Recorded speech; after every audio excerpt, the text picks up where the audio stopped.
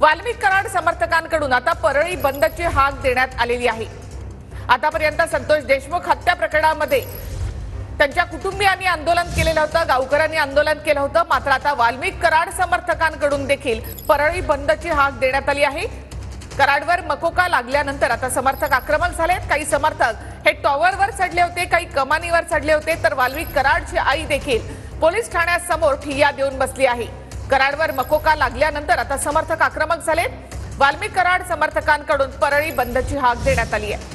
आज कोर्टात हजर केले जाणार याच घटनेनंतरच संपूर्ण परळी शहरामध्ये ठिकठिकाणी निदर्शने देखील करण्यात आली। पोलीस स्टेशनच्या बाहेर विशेषतः सगळेच समर्थक एकवटले।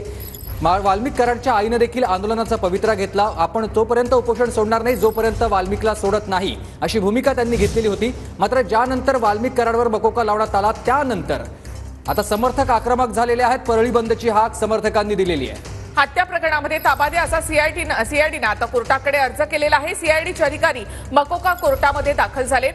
सीआयडीचे अधिकारी सचिन पाटील जे आहेत ते देखील कोर्टामध्ये हजर होते। केस कोर्टामध्ये जशी ही 14 दिवसांची न्यायालयीन कोठडी देण्यात आली तसा प्लान बी तयार होता आणि वाल्मिक कराड याच्यावर मकोका लावण्यात आला।